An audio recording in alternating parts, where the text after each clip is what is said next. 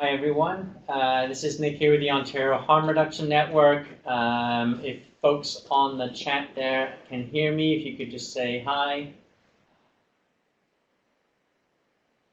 Great, thank you.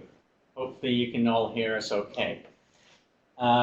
So welcome to the webinar. This is the second time we're doing the webinar. Some of you may have been here on Monday when we had terrible tech issues. We very much apologize for that. And hopefully it all goes smoothly today. Just to let you know, we are recording this webinar, and we will be making that recording available later. So if you need to step out early, or if you have colleagues that would like to see this, we'll have that recording available. So this webinar is about engaging people who use drugs to build organizational capacity.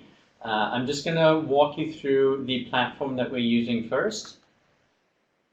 So if you look in the top right corner here, you will see who is on the call. If you would like to start a private chat with any of those people or any of us, so I'm facilitating along with Peter, and actually I'll introduce them in a minute, but we have in the background Christian and Kim from OHRN, so you can always send them a private message. If you would like to contribute to the discussion in the bottom left, that's where you can ask any questions, provide some comments. Occasionally we will have a couple of polls, we'll bring those up separately, and you can also download some resources in the bottom right corner. So there's some really good resources there, including the slide deck that we're using, and you can download those at any time. So we also just want to acknowledge that the work that the Ontario Harm Reduction Network does takes place across Ontario on the traditional Indigenous land of Turtle Island. Our office, though, is located in what is now known as Toronto on the traditional territories of the Anishinaabe, Huron-Wendat, Haudenosaunee, and Mississaugas of the Credit River, where the Dish with One Spoon Treaty binds all allied nations and settlers to peaceably share and care for the resources around the Great Lakes. Today, Toronto is still home to many Indigenous peoples, and we are grateful to have the opportunity to meet and work on this territory. We wish to express gratitude to Mother Earth and for the resources we're using, and honor all Indigenous peoples who have been living on the land since time immemorial. I also just want to recognize recent events in Canada and how what we're talking about today is particularly important as we're engaging with Indigenous folks. There's a whole other layer there that we need to be thinking about. So as we're talking today about how we're engaging people who use drugs, we also want to think about how that applies in the context around Indigenous folks as well. So I'd like to let you think a bit about that when we finish today.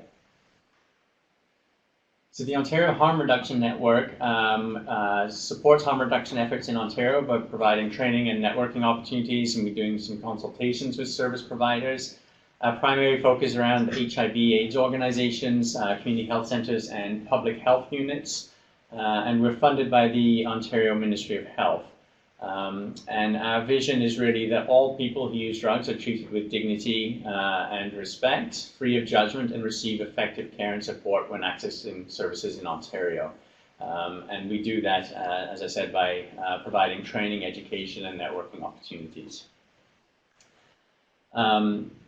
Before I move on to talk about the webinar, then I would like to just also introduce Peter and Ashley. So in all of our work at the Ontario Harm Reduction Network, we try to live by values of engaging people who use drugs.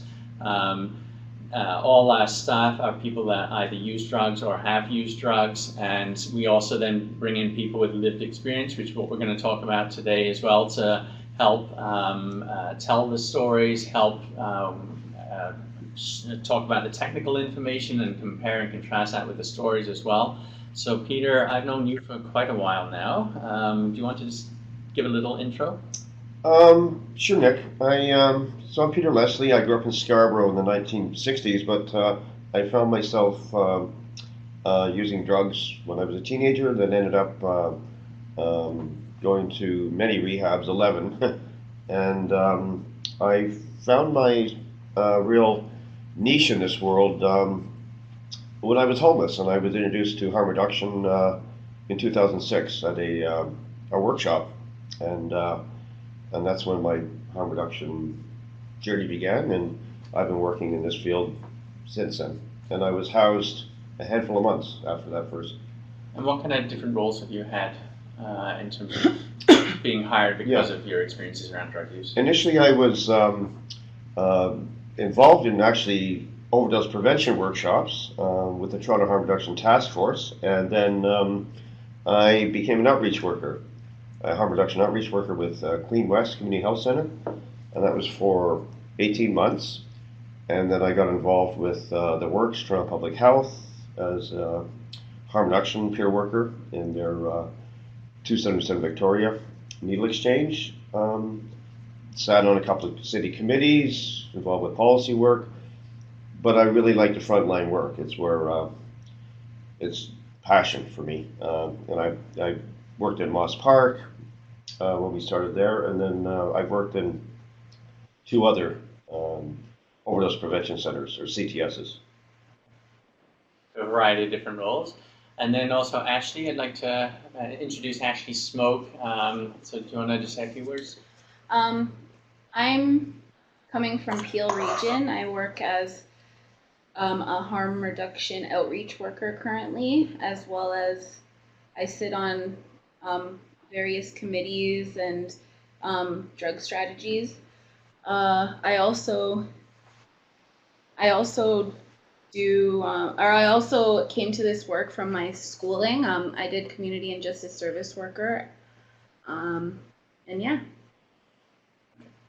So we're going to, Ashley, Peter, and I will come back and talk about some of their experiences and insights. I've only more recently met Ashley, but I can tell you she's a wealth of information, has so many good insights, and I'd like you to hear lots from them. As we go throughout the presentation and the webinar today, please just ask questions in the chat box there. We don't have there's too many participants to have you all on audio. So if you would like to communicate, do that through the chat. Ask questions as we go.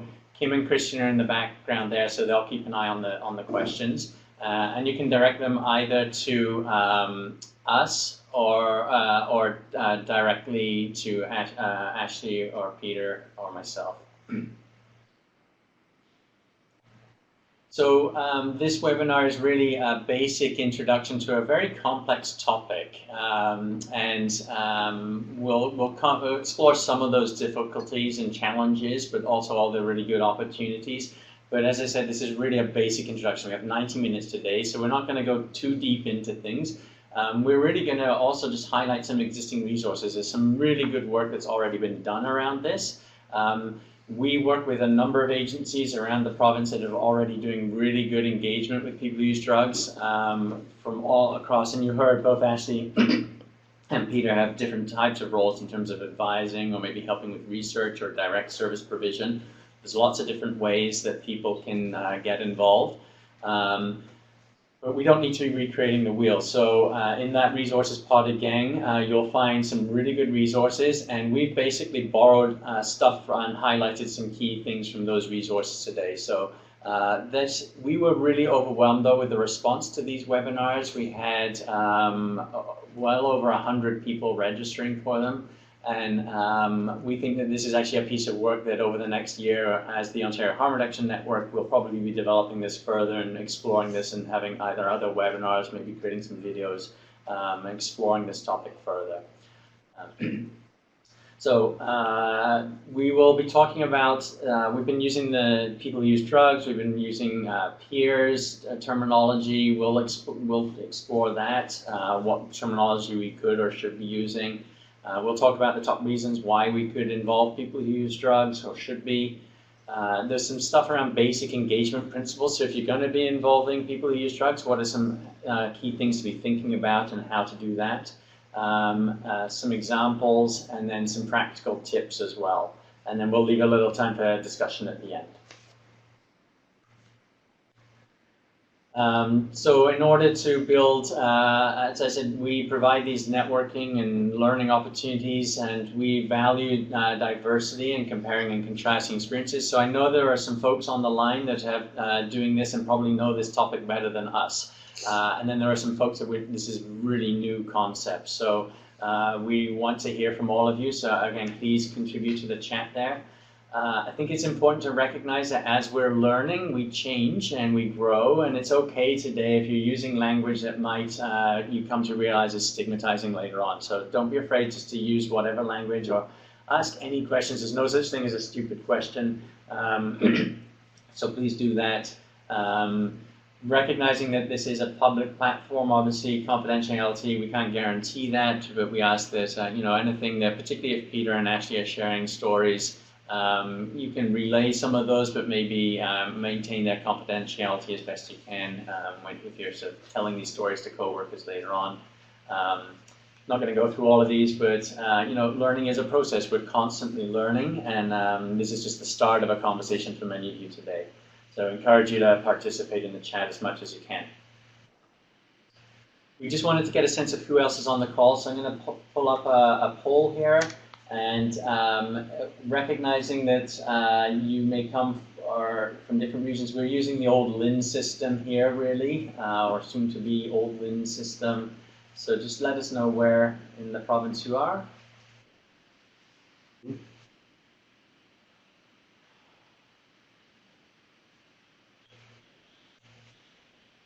All right, so a big chunk of folks from Toronto Central, and then we've got a spattering throughout the rest of the province. All right. Okay, so we've got some good representation from around the province.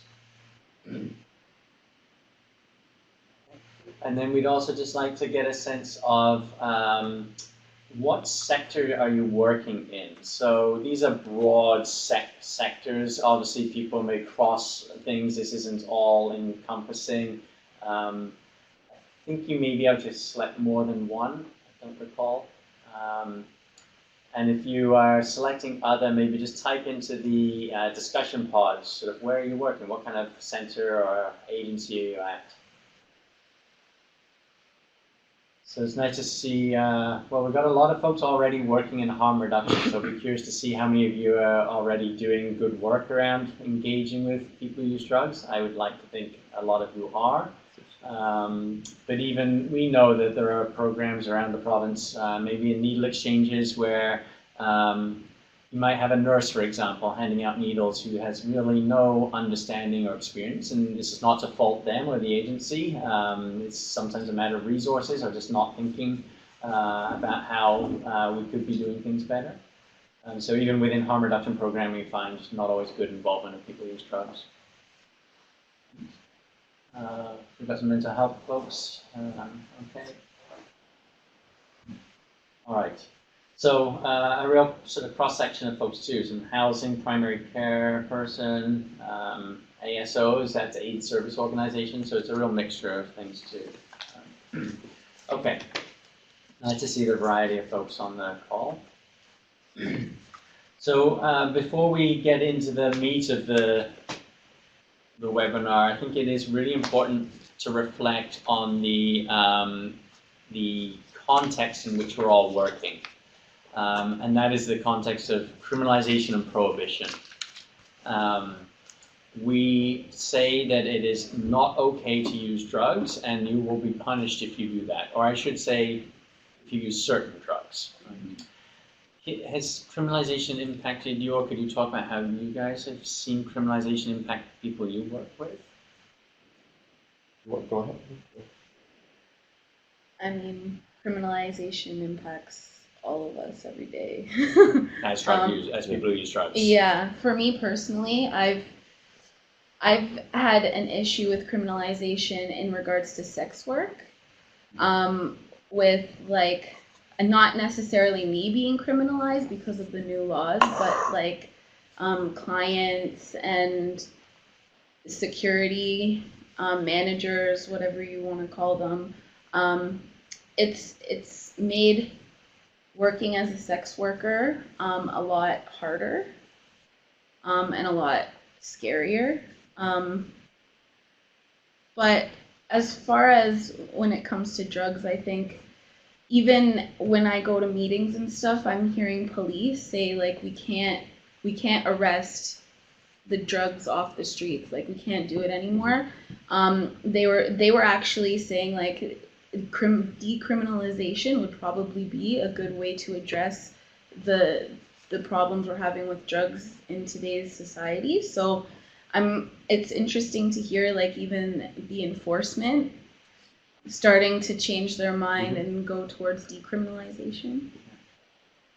For myself, I remember growing up in high school in the 70s, and I remember the first time I encountered the police. I was smoking hash in the schoolyard. I think it was on a weekend or something, and the police took our hash and were very aggressive with us. But ever since that time, it's been I've just learned that that it's not just the authorities and the police, but it's also the media. We're portrayed as evil, damaged, criminal, and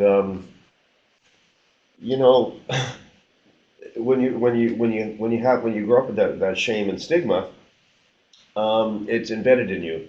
And I'm white, male, have a good education, and so I've been with many people who are obviously more criminalized than me and more vilified and targeted and surveilled. Yeah. Yeah, so this concept, we've grown up in a society that teaches us that people who use drugs are bad. So this shapes the language that we're using, and it shapes our attitudes and approaches. And I think we have designed a lot of the programs theoretically to help drug users, but it's very top down. It's based on whoever wrote them's idea of drug use and right. And what the end goals should be for drug users, and we patronize and pathologize people. So I think it's really important to remember that as institutions, as individual workers, there's a lot of stigma and stereotypes and attitudes and values. And then that can also be internalized, and that makes it very hard for people who use drugs to be open and honest. So we're very fortunate that Ashley and Peter are taking a huge risk in terms of outing themselves around this. And when you go into those committee rooms, you're really putting yourself out there, right? Yeah, especially when you go there and the police are wearing their uniforms. Like I remember going into one big meeting and everyone there was like a social worker and was dressed nice, and I was very intimidated. And then in walks this big, huge police officer with a bulletproof vest, and he sat right beside me. And I smelled like weed, and I don't know. I was just like, oh. And I think this is so important, and we'll come back and touch on this too, but the power dynamics at work. So if we're going to be engaging people who use drugs, those power dynamics in terms of meetings, how we're running things, and if we're trying to get good, honest information from people, we really have to be mindful of these power dynamics, which are rooted in criminalization. Okay.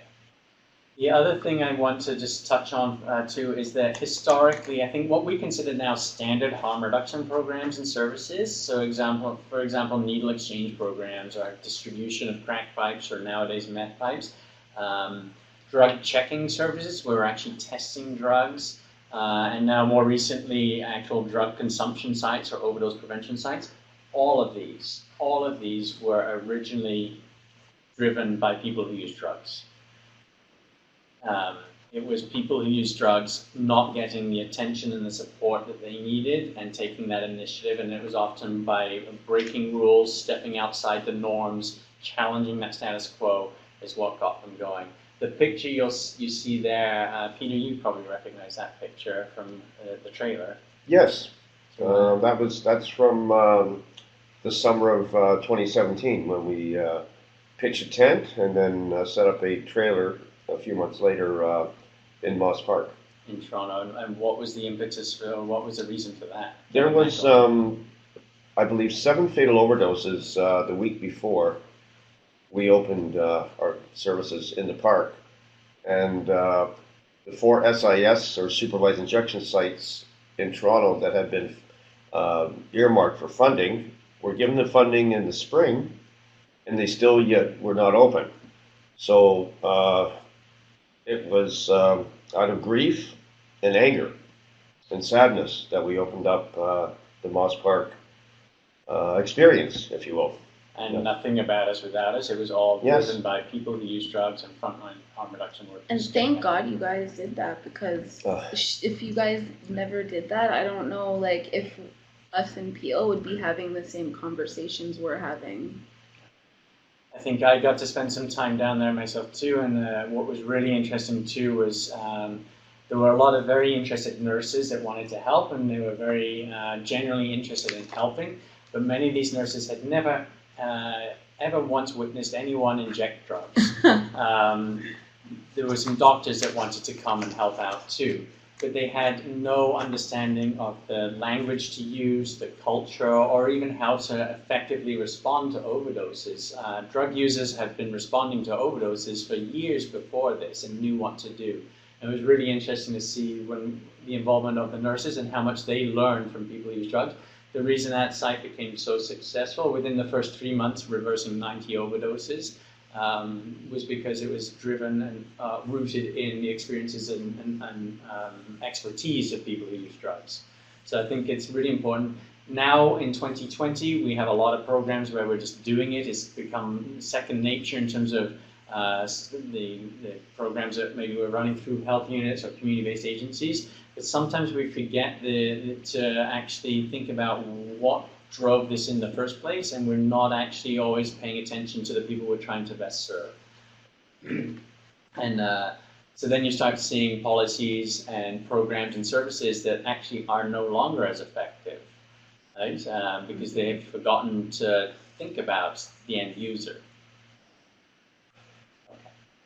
This is a document from the Canadian HIV/AIDS Legal Society, so you can click on that there or download it in the pod, but I just took a quote from that report, and it talks about how most of the responses to drug-related overdose and drug-related crime, family breakdown, drug treatment, unemployment, these days have often been developed in isolation to people who use illicit drugs, and a lot of that is because we leave them out because of these, coming back to stigma, this mistaken belief that we think we know what's best, or that drug users are just disinterested or just incapable of having meaningful dialogue and don't know what they're doing. It comes back to that idea of pathologizing and patronizing people. So we really, again, come back to the idea of we really need people who use drugs at the center of all of our work. So it's not just in the service delivery, but in the planning and the design of those programs too. So can you talk about some of your experiences, I think at where you first got connected in or saw services that talked to you? Well, I started doing this work when I was in school. So I remember doing this needs assessment for sex workers, and there were no services for sex workers. And when we started unpacking some of that, there were no services for drug users. Like there was methadone and whatnot, but those are not, I think those are more abstinence oriented. So I realized that in Peel there was really no services for us, and I think that through advocating and working with people who utilize the services, we started a Peel harm reduction network, and through that we discovered that there are services. We just have to figure them out and refer people to them. And I realized that there was a lot more than I thought. And through meeting people, other service users, I discovered that we all have something in common, and maybe we should be used to be employed there instead of some of the workers that are employed there. But So let's just pause for a second, pull up another poll. If we're actually going to be engaging people who use drugs in our organizations, and we're talking about people who are actively using drugs, so type away. This is anonymous here, so you can type in the box here. So just type in what you think might be some of the perceived concerns or challenges with having people who actively use drugs working in organizations. And again, this is anonymous, so no one can see what you're saying. And we'll come back and talk about some of these in a little bit. I'm not going to address them all right now, but just we'll make a note of some of these and then come back. I just want to make a note that I use drugs and I'm very reliable and dependable.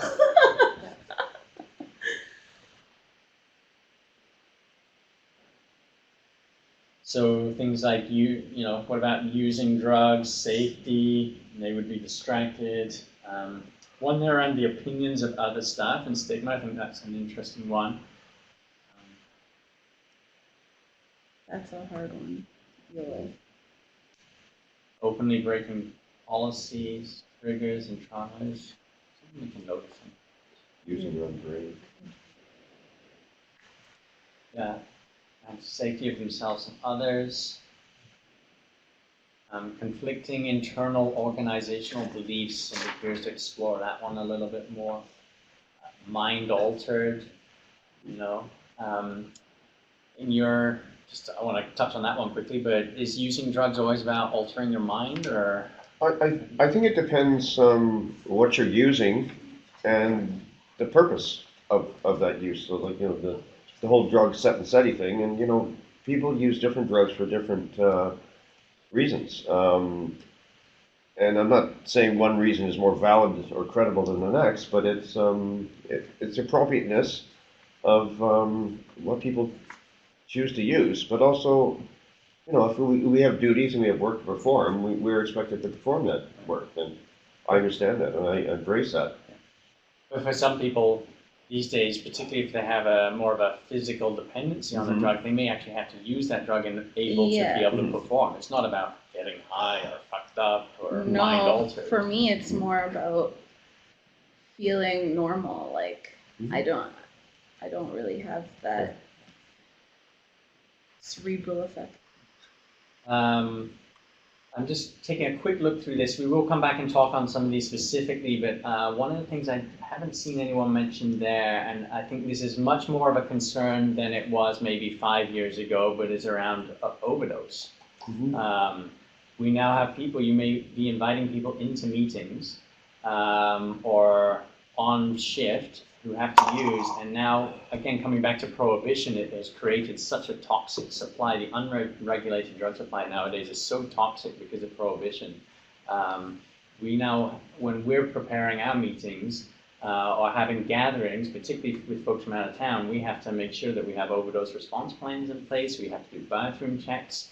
People may be going on the lunch break and using in the bathroom just so that they can get through that meeting. So these are the reality of this kind of work in 2020. And that's important, the bathroom checks and stuff like that.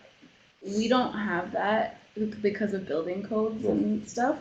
So it was kind of nice to see that people watch out for each other, and I think that's important. And I'd like to mention that a lot of public spaces and health centers, they have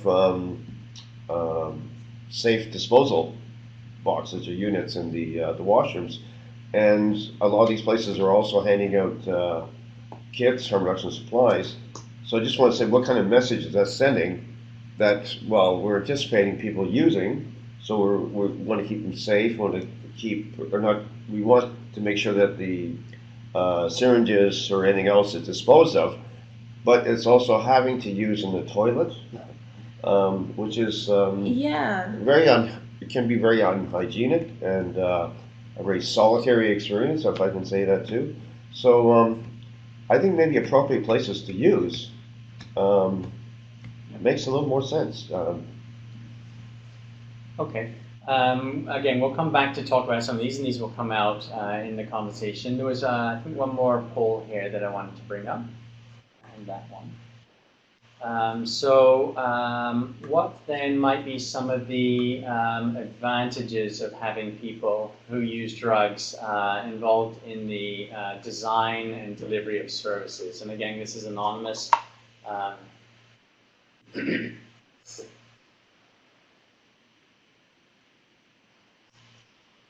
Relatability, first-hand knowledge. I liked what someone said in the focus group. Like it was like I forget what they like what words they used, but like pretty much street cred. Street cred. Right. Like. Well, I think you talked when we've had conversations. You talked about how you many of the clients in the organization where you're working wouldn't be there without you. Oh no! Well, or someone. Right. The peers. Someone, right. Yeah. Yeah. No, the clients definitely. There would be no clients without us peers. To bring them in. And it's those relationships that, like the trust that's already built, why the clients come to us, right? It's really hard to bring a worker along with you and like make the introduction and like have the client and the worker have that same rapport. It's not the same as when you have someone who's been there and experienced those things. Dealing with the client. I think when you can just have like a natural kind of laid back conversation with people around sharing stories around drug use and best practices, evidence based stuff, which are really terminology for just making things smoother. Mm-hmm. Yeah. There was one I just saw here which I wanted to just touch on quickly, and I'm trying to see it. It had to do with, where was it? Understanding the system, I think. And I would say maybe in that, understanding, I think, what works, but more importantly, maybe what's not working in terms of services. Although we will come back to talk about that in a little bit, but there's also, I think, for some folks who use drugs, maybe a lack of understanding of the system and how things work, and particularly in terms of programs and policies and funding and organizational objectives and restrictions. And that comes back to a key principle we'll talk about, which is explaining to folks why things are the way they are. Doesn't mean they shouldn't be challenged and we shouldn't be changing the way we do things, but explaining to folks, how meetings run maybe, or why services are restricted the way they are. So it helps people who use drugs also integrate better into agencies or understand the system from that point of view. Okay. So buy-in, legitimacy, comfort for service users, right? Personal insights, they know what they like. Okay. Democratic, makes systems, where did it disappear? It disappeared. Show their cards to who they serve. Make systems show their cards to those they serve. Access to folks that may not otherwise access formalized services. So. And that's a big one. Like a lot of our clients wouldn't access services. Like they wouldn't go to a needle exchange. They would probably just buy the needles. Right. Because they've heard of our service from us, they're more willing to call. Okay. So we'll come back and again, some of these are going to come out when we get into these principles and some of the principles and some of the reasons why. So if you click on the blue link there again, or in the resources download, this is a really good resource from BC, but they talk about the promoting of peer engagement, and we'll talk about what we mean by peers in a minute. And this is coming from BC, so they have health authorities there, but they talk about how peer engagement can improve the involvement and uptake of peers' voices within health services planning and policy development. And they talk about these engagement principles, which we're going to come and talk about in a bit, in terms of fostering best practices and meaningful inclusion.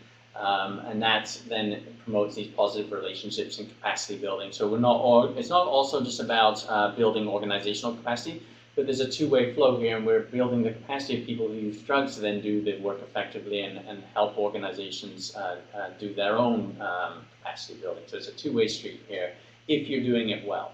Mhm.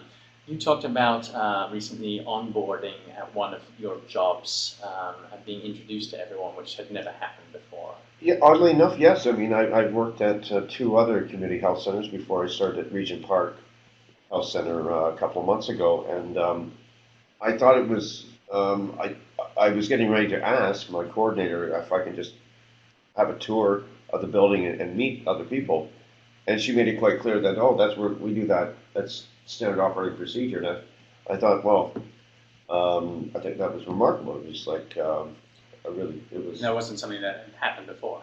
Not for myself, and Right. I worked, my first community health center I worked at was 2007. It was a great place, but there seemed to be this upstairs, downstairs sort of mentality, culture, sorry, not mentality. Primary care and the counseling was upstairs, and the so-called urban health team was downstairs.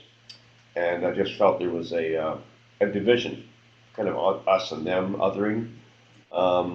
In the building, and I joined their board of directors to try and help that for 6 years, and there was some moderate improvement, but it still exists. I think it's to do with the way healthcare is delivered and structured around the professionalization of healthcare, which is necessary. So we'll look at the principles of engagement in a bit, but just wanted to reflect a bit too around the terminology that we're using here. So we're talking about peer engagement, but what does that actually mean? What are some other language that you may, or titles that you've been used? Actually, before we do that, let me just pull up another poll. So for folks on the phone, oh, sorry, that is not it. I don't have the poll here. It's not actually a poll, that's why. Sorry. It's okay. Maybe just before we come back to talk about that, if you could type in the discussion box, folks on the webinar, like what might be the advantages of calling people peers, or what are the pros and cons of using that language?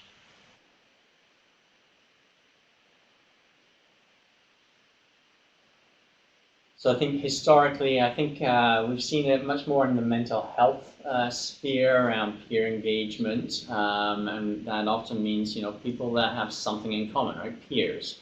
I know I got my start in harm reduction as a peer in the rave scene. I was someone going to raves and doing drugs and dancing all night and wanting to connect with other folks. And there was a group here in Toronto called the Toronto Raver Info Project. These days it's now known as the TRIP Project.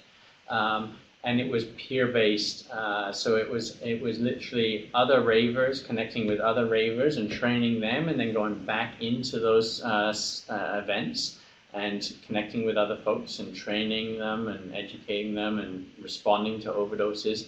But it was peer-based. It would have looked very odd to have a 45-year-old nurse at the rave. Just wouldn't be able to connect in quite the same way that when we were in our 20s we could connect with each other. So we talk about peer engagement, but what are the pros and cons there of using that language? So it outs people, right? So immediately we're saying, you have this thing about you. Especially in harm reduction, like if you work in harm reduction and you're a peer, people assume you're a drug user. Right. Mm-hmm. We see other peer roles where the Ontario Harm Reduction Network is housed. We're in an HIV housing organization, and we have peers there. Automatically, people then know that that person has HIV. Then from a client perspective, they may feel equal. Like they know that they have something in common with that staff person. Lisa here saying trust is not an imbalance of power, so that I guess when you're coming in and you're working with a peer worker, you understand again this common thing that you have. It's inclusive, equality. con. It suggests a panacea of experience and can. Yes. Sorry, That's from Chris. I've lost the chat there. Tokenizes people, right? It outs people. It's a bit vague, creates a false sense of familiarity. Okay. So what's some other language then that you've seen or is being used these days? Well, I don't know about what's being used, but I know that like me, I'm a harm reduction outreach worker, but they call me a peer outreach worker. So like I think you don't need to add peer in there. Like we are what we are. Right. We do other things. Like coordinators, like in a sense, like I've done coordinator work, but not being called a coordinator because I'm a peer or because I use drugs. So like there are issues with So calling it's people David here peers. saying that the peer nomenclature is more for organizations to feel good about They're self-perceived their self-perceived inclusivity. For sure. Yeah. And many funding proposals, Yeah. grants have this language, and it's actually a requirement for It's like some of the. a new funders. like hip term, like I don't know how to explain it, but yeah, it's like the new. But it's loaded to some degree. Mhm. It's associated with more with your lived experience than, frankly, with your skills. Mm-hmm. Yeah. Emma here is saying, I've heard from peers that having that title prevents them from moving up in the agency. Completely. Certainly. I should have been way higher up in my agency than I am now. It can be a bit, it has in some organizations become a bit of an out to be able to deliver services at a cheaper rate or not employing people but having people on contracts. Yeah, Not paying them equitably. all of that has happened to me. And I think people need a choice as to whether they want to out themselves or not, too. Especially people who have a history of incarceration. Maybe they're hesitant to be labeled. And but I mean, some people. I mean, I felt it incumbent upon myself. I thought it was necessary for me to out myself. Because I'm a person that has a great deal of privilege, and I thought I had to maybe use that privilege for a good thing. And it helps in terms of destigmatizing things Yeah. when we start outing ourselves and It's start kind of normalizing. therapeutic too. Yep. So other terms, so as we go through the rest of the webinar here, you might hear us using terms like peer, being mindful that I often use that word in quote marks. We may be talking about people with lived or living experience. Often I find when it comes to drug use, we talk about people with lived experience, but in many programs that is someone who is now not using drugs or they're in recovery. They're abstinence-based because they've gone through their drug use, and it comes back to this idea of drugs are bad and you shouldn't be doing them. So I see a lot of advisory committees where the person representing drug users is now someone that's abstinent. So increasingly, though, I'm seeing people with living experience that can sometimes imply that they still use. We might use the acronym PWUD, or a person who uses drugs. That's people-centered language, right, instead of just drug user. I still use the term drug user, but we try to use more people-centered language. Increasingly, though, in harm reduction programs, we're just literally talking about their harm reduction workers or overdose prevention workers. Okay. All right. Animator, that was the word. Oh, yes. Yeah. Animator. Someone Animator. had used that. That was you, yes. Yeah. Jennifer Broad there saying, I hate being referred to as an acronym. I think that's a good point, Jennifer. It becomes all-encompassing. That's all you are. I think for the sake of brevity, sometimes we use that kind of stuff, but I totally get that point, Jennifer. So we want to draw your attention to this resource, and this is a resource that was primarily developed and written by Cheryl White and Rafi Balian. Do you want to just talk about Rafi for a second? Oh, yes, and why he was so critical to all of this. I met Rafi shortly after I found harm reduction, and as soon as we each found out we were both big soccer fans, we became much closer, and we truly became friends. But Rafi Balian started the harm reduction program at South Riverdale Community Health Center back in, I think, 1998. So, close to a decade before I found harm reduction. And Rafi was known internationally for a lot of the work he's done. And he was someone, though, that used drugs. Certainly. And was out Yes. about that. And Yes. we're talking about injection drugs. Yes, Rafi was a expert injection drug user, I'd have to say, yes.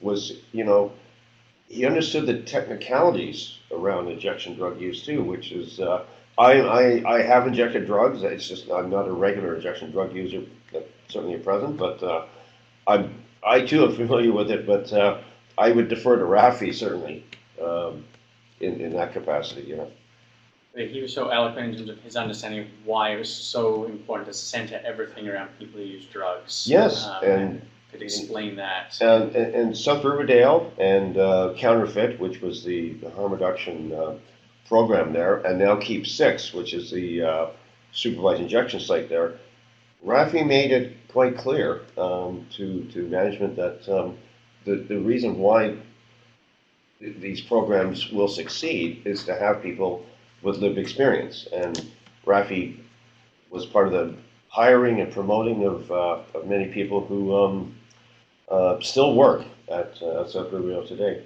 And also Rafi was the first person to bring naloxone into the country. I have to give him that plug.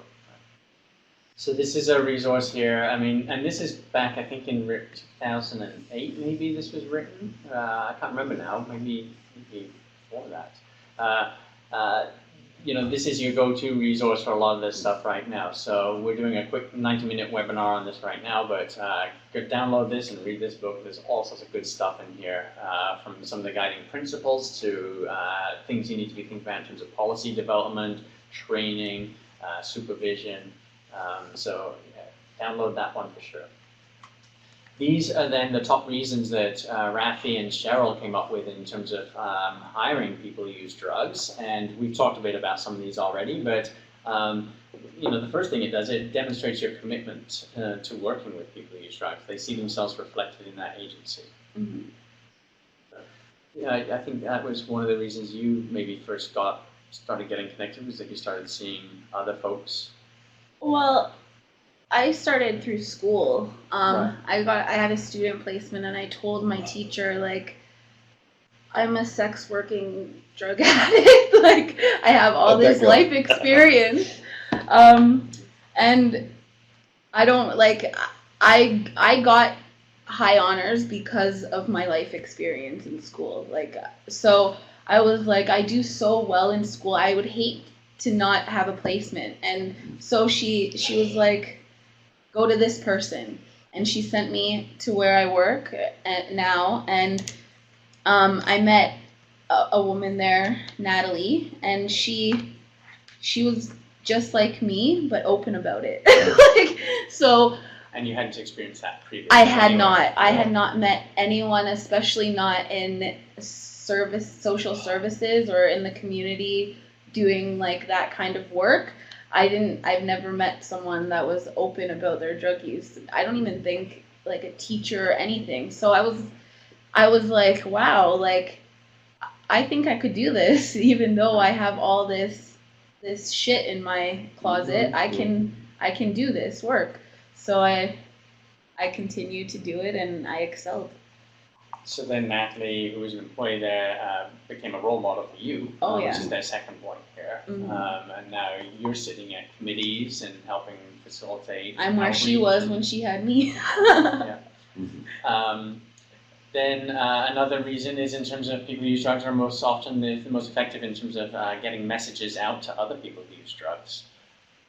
Certainly. I mean, to be honest, I came away with more questions than answers from my first harm reduction encounter, but it was I was homeless at the time, and it was a buddy of mine, Bruce, who I used to smoke crack with when I was homeless, that brought me to my first harm reduction meeting experience. But I also have to be cognizant if I'm on the street and I meet somebody that I'm a very sociable person, so I talk and I visit a lot of people, but also I have to realize that not everybody wants to be known on the street too. So I have to watch it. Yeah. So these are boundaries that we kind of pick up and learn as we go along. We bring the clients in, right? So, and I think it's also important, like we can be real with them. Like as a peer, I find like I can be more real with what I'm trying to relay in my information as opposed to someone else. Like They can be well-intentioned and book study Yeah. and all of this, and probably have a lot of knowledge too, but sometimes it's just how you learn how to relate to people and just the Yeah. language to use. Right? Yeah.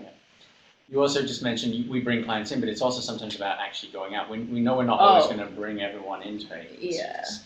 So You have to meet connection them. to communities, know where to find people. Yeah, that's a big one, is where to find people, because sometimes we're not necessarily, drug users are not necessarily out there. So I think you have to be able to go to where they are. So then it's also it's a two-way street of information, but also allowing agencies, again, this other point here around just valuable knowledge and practices and understanding what the issues are within those target populations. And I think even increasingly, this is so important right now, or it's just becoming more and more evident right now.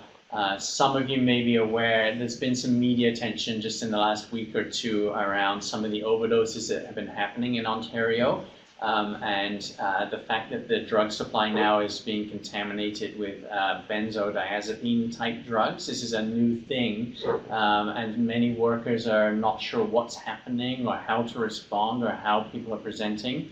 But you talk to people who use drugs or some of the frontline harm reduction workers, this has actually been going on for months already. Oh yeah. Right? And they've already know how to be responding to these overdoses.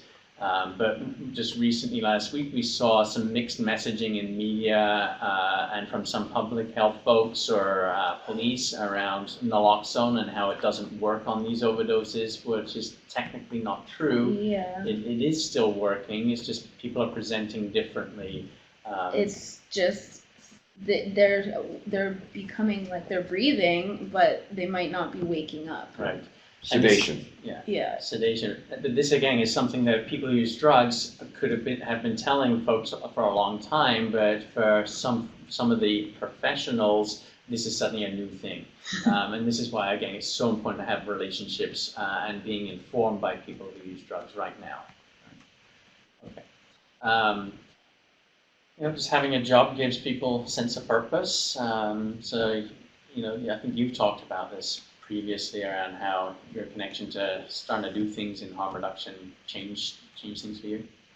I think the shame that I carried from over decades, and also I was a paramedic for close to 20 years, and had gone to rehab a few times when I was working in EMS, and so I was like, I had this kind of closeted life that kind of trickled out of the closet, out of my control. But I became homeless after my EMS years, and then had a cancer diagnosis. So when I was homeless, I was very depressed and despairing, and had just really given up on myself. Had given up on treatment. Had given up on finding a life again, if you will. So it was that afternoon at that workshop that my buddy Bruce took me to, changed my life, and it didn't change it overnight, but it was an epiphany of sorts.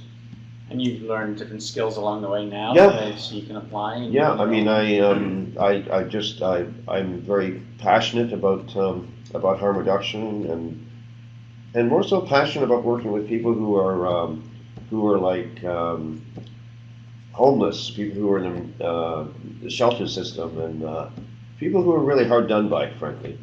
I dig a little deeper at that end of the trench. Okay, I'm noticing the time, so we had lots of good discussion here, but I want to move us along. So this is another resource. This comes from BC again, and these are some of the engagement principles that they think about. And I won't dig too deep into each of these because we've already been talking about some of this, but the first one is obviously people who use drugs as experts, right? Really understanding this. I've got an example of that, another example of that in a minute. Equity, diversity, transparency, accountability, shared decision making, and increased capacity. So I'll touch on some of these, but this manual here will explore each of those much more deeply. So again, that's available for download in the pod there. We've talked about this already, but just as the first one in terms of being experts, but this is just a picture of a injection kit that I went into an agency recently and just said, can I just get one of your injection kits? And when I opened it up, I don't know if folks in the chat there can tell me what might be wrong with this kit or what might be the problems, and it's okay if you don't know. But this is just a very obvious example to me of when I asked them, because there are real problems with this kit and how that's been put together. When I asked the workers, who put this stuff together, it was an admin person within the agency. And if you knew someone who injected drugs, do you think that's what the kit would look like? No. And what's wrong with the kit? Well, there's only 3 needles, and there's 5 cookers, and about 100 cottons. Right. Yeah, 3 straps. Like the ratios are just yeah, make no sense. it should be 1 for 1, if anything. Yeah. Like, So Stephanie there and Allison are talking about really it should be 1-to-1 ratios, and it doesn't make sense. So this was well intentioned, but the people just had no clue what they're doing. And I think the impact of something, this might be a small example, but the impact of this is first, the supplies don't make any sense. You end up with some stuff that's wasted. But I think a more critical problem with this is that if I'm someone who injects drugs and I get given a kit like this, you as a worker or as an agency are going to lose any credibility. mm-hmm. I'm going to see this and say, you have no idea what you're talking about. So again, why not have someone who uses drugs put this stuff together? At our drop-in, we're gonna pay women to do the kits for us. Right. Like, Yeah. Now that doesn't mean to say there isn't some training that they may need. Yeah. We may need to train people who use drugs. Don't always know everything, so it's a two-way street. But training them in terms of how to do this and what to put together. But again, working together. Right? Equity is another principle here. So using again, this comes back to the idea of, I think, the power dynamics at work in the relationships. So trying to really level the playing field when we're working with people who use drugs and recognizing those power imbalances, particularly around decision making.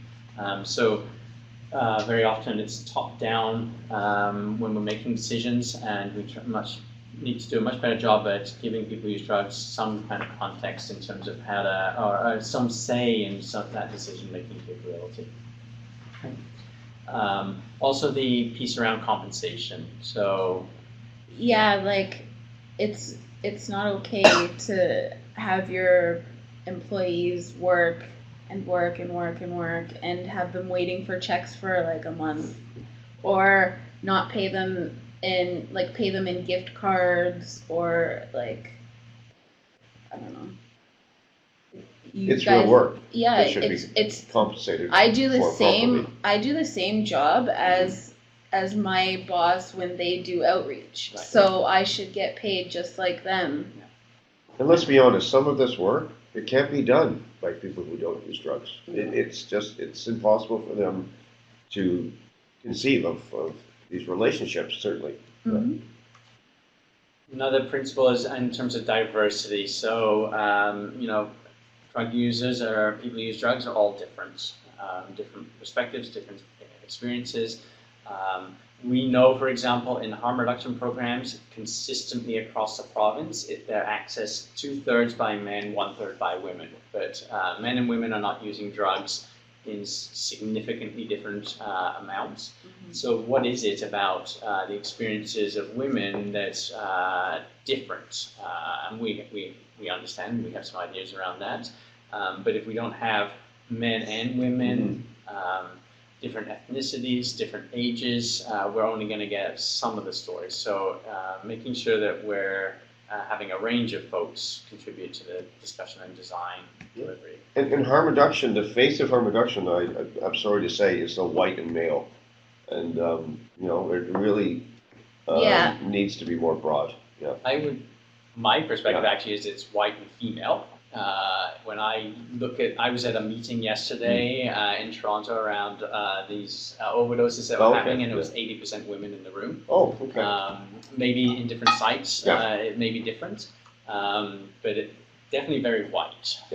And I think that speaks to the extra layer of stigma that exists within certain ethno-cultural groups around, and their experience around criminalization. We know that Indigenous folks, Black folks, Asian folks are going to be targeted much more by the criminal justice system, and it's just this extra layer of stigma that we have to work with. And in the Indigenous community, it's like I was saying in the focus group, it's like colonization.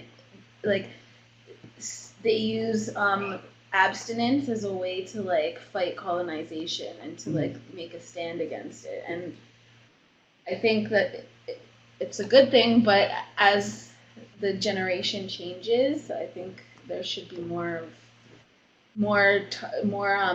community specific harm reduction services. And I understand that emphasis because of the hurt. Not just decades, centuries of hurt. And I work with more than one Native person, and like I find that if I'm walking down the street, I'm treated much differently than my buddy Johnny or Bruce. And Oh, I felt it working. Yeah. Like I did a needs assessment for Indigenous folks, and even through my own agency, I felt discriminated against. So transparency is another key principle. I need to move us along because I want to get to some practical tips too, and then make sure we have some questions in the chat. But I think, as it says here, this is the antithesis of bureaucracy, right?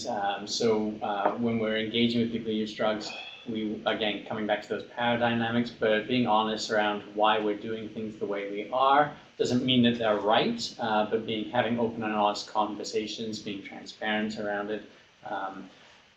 One of the things we've done at the Ontario Harm Reduction Network is, for example, just being transparent around the fact that people might need to use drugs when they're in our workshops or in our events, and being open and having people feel comfortable acknowledging that to us. But also things like, if you have an issue with us as employing you or bringing you in, how do you have a complaint against us? Having a complaints process written out and spelled out, giving people documents and access to stuff, explaining things is really important. That also feeds into some accountability there. So. Yes, we're working with people who use drugs. You're going to probably have to be a little more flexible in terms of if people show up on time or maybe don't quite understand how things work. So you may need to be a little more flexible. Doesn't mean people still shouldn't be accountable for their actions. So, for example, again, we know that people may be using drugs during our work. They still need to be present. Right? So they can't go off into the bathroom, use their drugs, and then come back and not able to participate. So they need, people need to be accountable on at both ends. Shared decision-making power. I think we've touched on that one already. Increased capacity. Again, as I said earlier, this is around increasing the capacity of agencies, but also let's build people who use drugs capacity. So that might mean having training sessions. Giving them skills development of some sort, maybe providing them with internet access.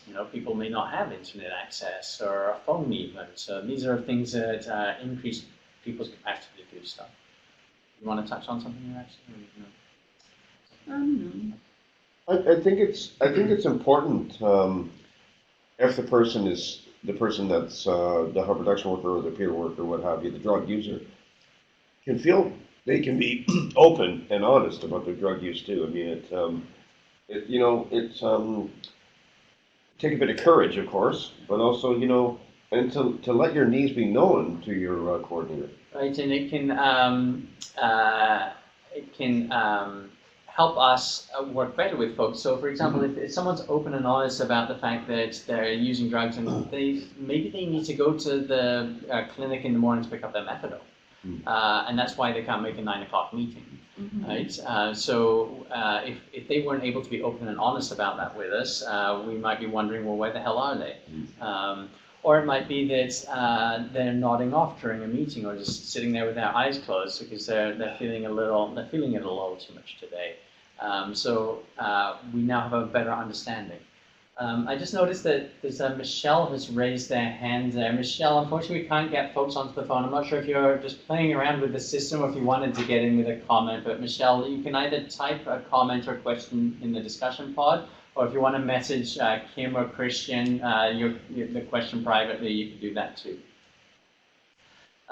So here's another resource. Again, I think this one was, again, based on a lot of the work that Rafi had originally done. This is more for an international audience and thinking about employing people who use drugs in terms of HIV and Hep C work. Just another good one to be aware of. Within that, and unfortunately, maybe hard to read this, but within there they talk about how this pyramid of involvement. And very often, a lot of agencies have involved people who use drugs as part of their target audience, or maybe helping inform some of the messaging within agencies. But if you really are doing and taking these principles at their heart, you really need people involved right from the top down. So, does your board of directors include people who use drugs? Or do you have an advisory committee to help the board inform the decisions of the organizations? Or do you have people who use drugs reflected in the management of agencies? And then all the way right down through to actual programs and delivery. There's lots of different ways of involving people. There's been historically a lot of tokenism or just little things where we give people gift cards to help put stuff together or volunteer their time. But there's lots of other ways. So it could be employing people in actual jobs. It could be you've been involved in terms of research projects, helping design research or actually facilitating research. Oh yeah, I've been involved in all aspects of the research process. Right. Research drives our work. It helps us broaden our scope of work. And then you've sat on things like the drug strategies, where you've helped inform at a policy level what's going on. So we need to think creatively as agencies, not just always the services that we're doing, but broader systems work that people who use drugs could be involved with. Public health comes regularly to our peer advisory panel meetings, and it's been really helpful, I think, for them as well as us to have that information exchange. And so we can see what they're doing on the strategy, and then they can ask us all the things they need to inform the strategy. So now, I think particularly within the public health sphere, there are a lot of systems limitations and institutional ways of thinking that prohibit certain types of work being done. It may be then we need to think creatively is, can we support groups of people who use drugs, or maybe help networks of people who use drugs to do stuff if we're not able to do certain things? Are there ways of supporting again, networks or groups of people who use drugs? So that would be another thing to be thinking about, is maybe we can't be doing, as organizations, we can't be doing certain things, but we could be supporting other folks to do it. So we're great at mobilizing. Right? And we have harm reduction drug user advocacy groups. In Toronto here we have the Harm Reduction Alliance. Dual exists in Ottawa. We're aware there's probably 10 or 11 drug user groups across the province. The problem is they are run by people who use drugs without any kind of funding or support. So as agencies, could we be thinking about little grants that we could provide folks so that it requires coordination. It requires communication. It requires some actual resources. Phone accounts, email accounts. It's sometimes just little simple things that really would help those groups be much more effective in doing the work. So that's another thing to be thinking about as organizations, is supporting networks and groups of people as well. That's what we're having issues with on the Peel Drug Users Network group, is that whole funding aspect. So folks on the webinar from across Ontario, so Peel region is just west of Toronto. It's more of a sort of not suburban, but not fully urban town outside of Toronto, sub area of Toronto. How many folks are part of that Peel Drug Users Network now? I think like 500 or something. 500 and 200 plus active members, Yeah. all being coordinated by one person on their own time. Yes. So if some of those local agencies could pitch together and provide some supports, that would be an amazing way to support these kinds of efforts. Okay. I want to move us along to some of the more practical pieces to think about. We just have 20 minutes left here on the webinar. So again, here's another resource. I said this is a basic webinar and an introduction to some of the key principles and other resources. So this is, again, BC has done a lot of stuff around this, but if you haven't seen the website towardtheheart.com, I encourage you to look up that website. Tons of amazing resources. And again, another one for download in the box there. Just wanted to pull out some of the, just to finish off some, I think we've got 4 or 5 slides here around the do's and don'ts. So if you are engaging people who use drugs, this comes from people who use drugs. So these are the do's and the don'ts. And I'm not going to go through each of these, but maybe picking a couple, or Ashley or Pete, if you see ones that really speak to you, maybe just touch on those. But for example, as we said before, invite several people, not just one person. Yeah, that's often the issue that I face when I go to strategy meetings and stuff, is I'm like The voice. the only drug user. And to be honest, I'm a lot more privileged than a lot of people who use drugs. So It's also a lot of responsibility to put on. The weight of the entire drug-using community is now on your shoulders. on our panel, at the beginning, people didn't have they didn't feel like they had a voice because they're so used to being stigmatized.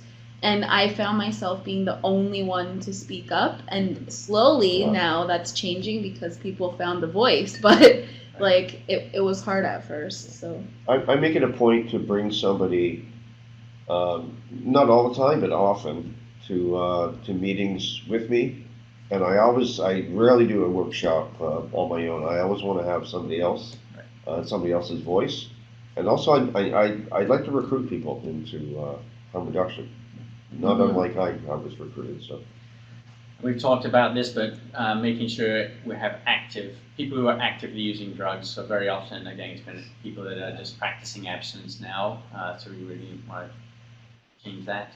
The last one about giving the information about what the meeting is about or the role or whatnot, like it's very important to be very clear about what their role is, what the goal of the project is, and how it's funded, and your policies and procedures. That's very important, because if someone doesn't know all those things, it can be hard to do the work and do it accurately. And I think in a couple more slides, we have some other very practical tips in terms of facilitating meetings. So we'll come back to talk more about meetings. Okay. Here we go. So how we as professionals or social workers or nurses within agencies are used to doing stuff is unfamiliar to many folks. This might be the first time someone's come and sat at a table with 20 people and felt they may feel very isolated, very alone, very scared as to how to speak. You talked about people not being able to speak up, just being intimidated. Right? And think about the intimidation then of having a police officer in the room when you're someone that's been criminalized for your drug use. So I think being very transparent too in terms of who's going to be at the meetings and how they're going to work and how long they're going to be. Right? What else is in here? Flexibility in meeting style. So, for example, I'm involved with a project next week where the meeting's going to be at 6 o'clock in the evening because that's when we can actually meet with the people who use drugs. They're not going to be able to meet during the day, so we're having that meeting in the evening. Right? So being flexible around that kind of stuff, and being very mindful of the power dynamics within meetings. And the length of meetings, like people who use drugs because of certain things, like sometimes we can't sit for like 8 hours for training or whatever, so. We typically, in most of that, this is a stereotype, but many people who use drugs are smokers, and you might need to build in more smoke breaks, or just have 30, 45-minute segments and then take a break in the meeting and then come back. So things aren't going to always be done the way they normally are. Another big thing is around how you're communicating with people. Not everyone has access to email or phone. Or if you're accepting resumes for jobs, not everyone has access to a computer. So there was a research project I was involved with recently where they accepted handwritten resumes. Right? So you really need to think outside the box and not get stuck in the way things that have always been done.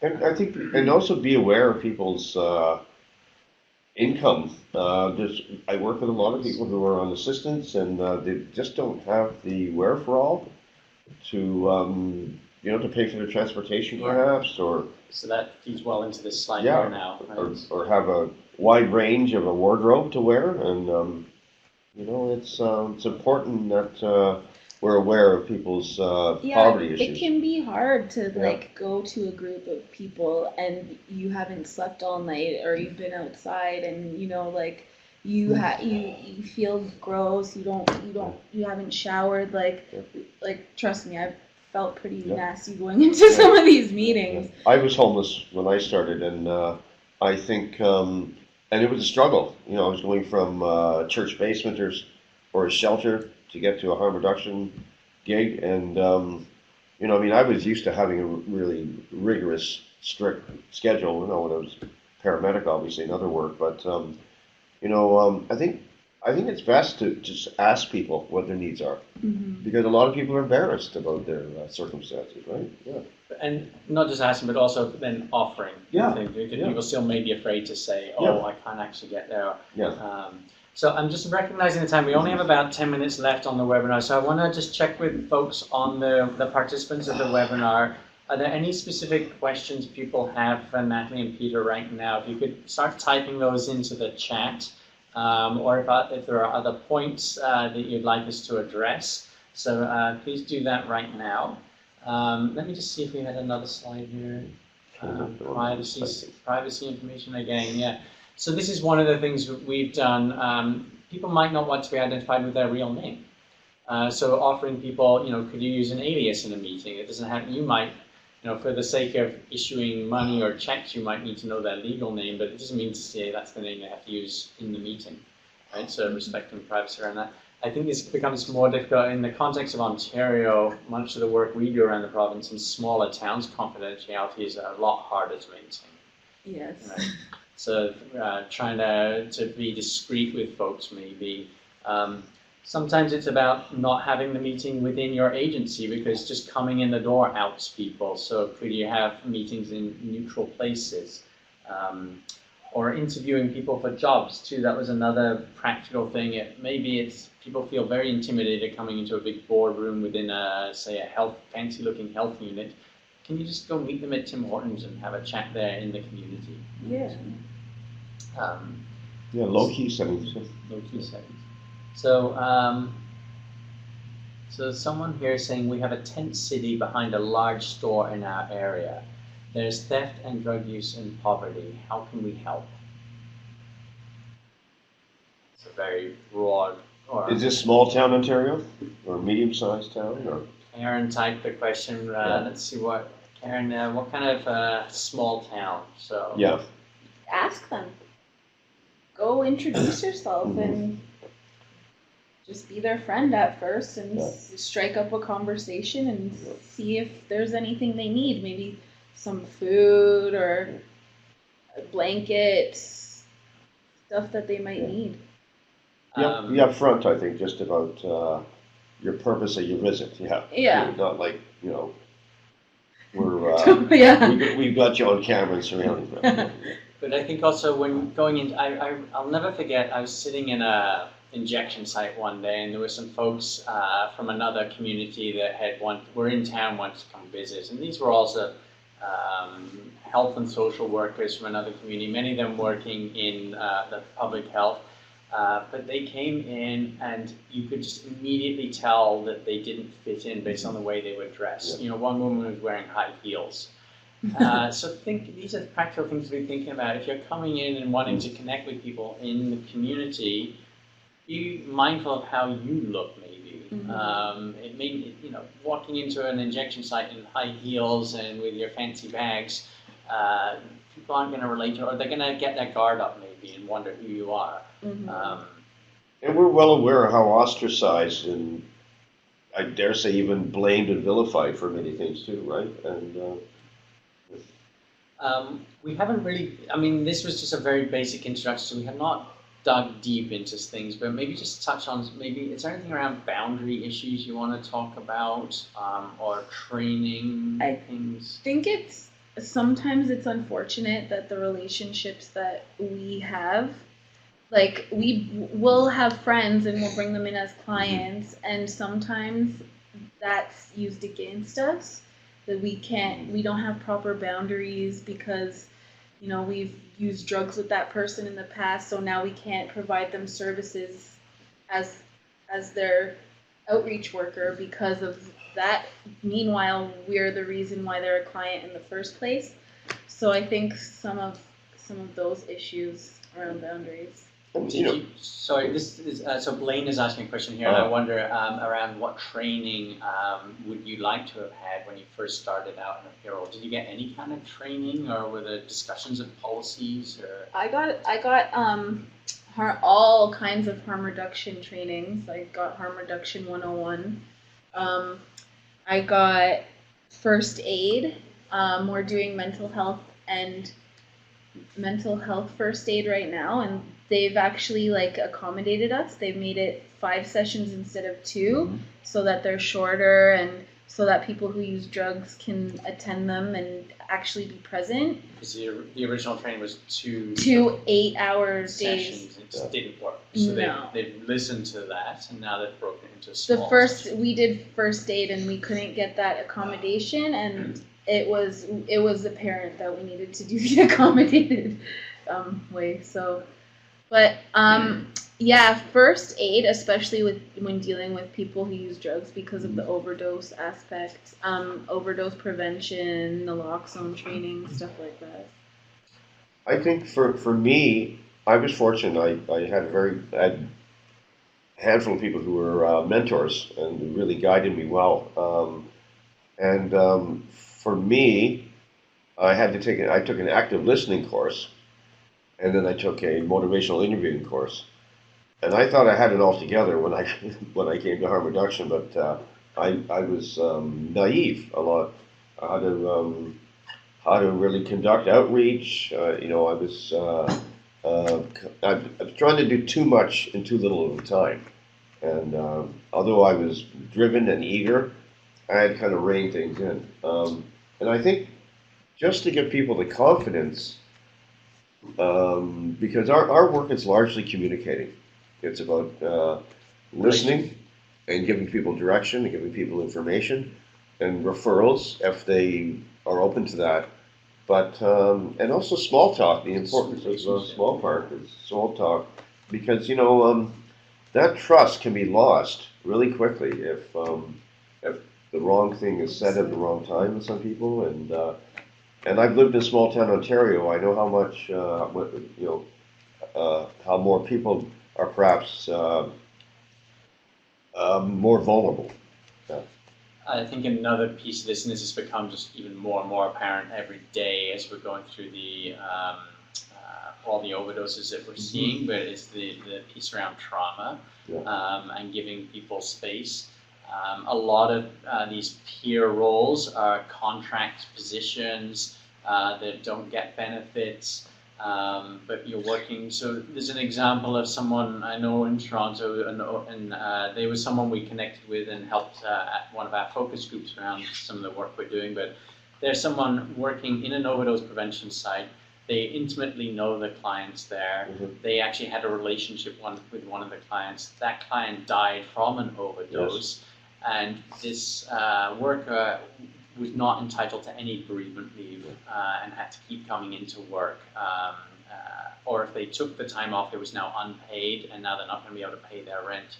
An example of the complexities of the work, but also how we don't always support folks doing the work. It's in terms of treating them as staff. So really starting to think in terms of how else can we support people. It's not just about a paycheck, but it's all sorts of other supports people might need, and particularly around the whole loss and grief piece. It's very complex these days. I'm going to another memorial tomorrow morning, and I've lost count of people I've lost, people who I've known intimately and I've really had close working relationships with, clients, friends. So someone's asking, how can we build trust when working with new peers as someone who doesn't have lived experience? That's a tough one.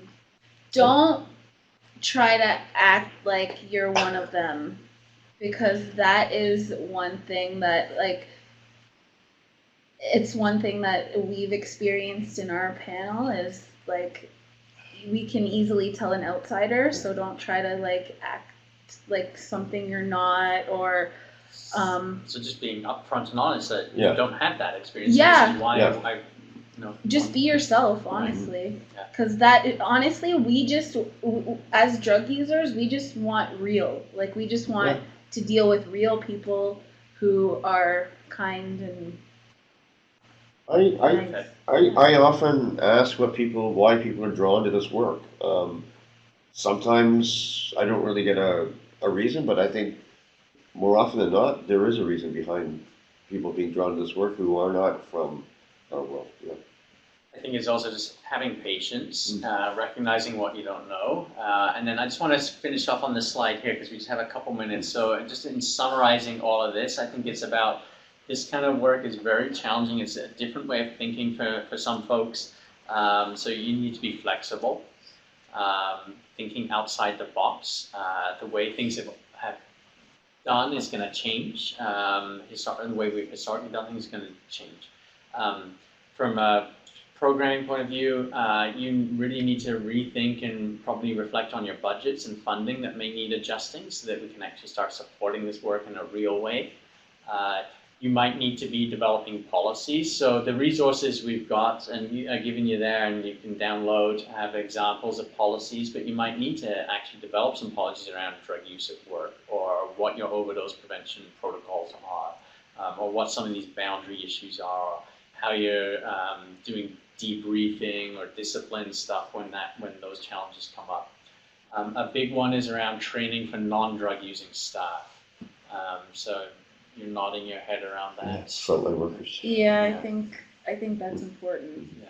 So we've seen this in, I can think of a community health center in Northern Ontario where they implemented an overdose prevention site, but the workers within the health center were understanding of it, but it started bumping up against some of their values and attitudes. So some work with the non-drug using staff to understand why we're doing this and some of the challenges and how to address some of that.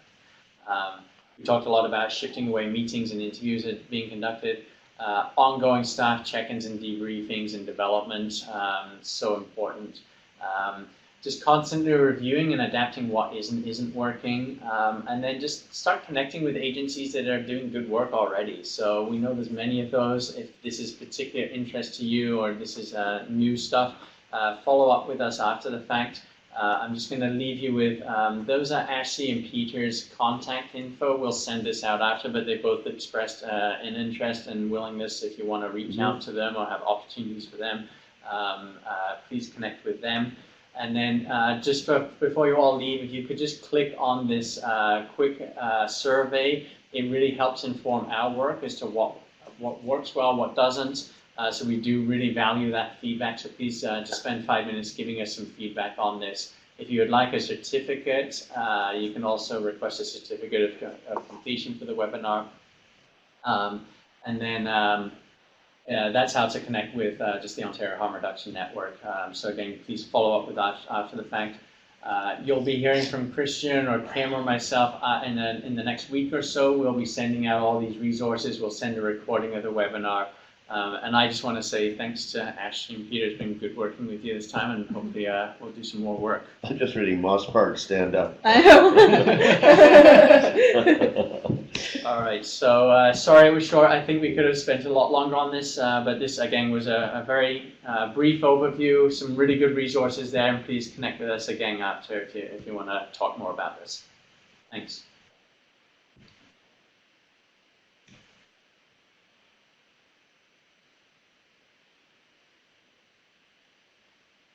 Should we end the recording? Well, that was pretty damn good.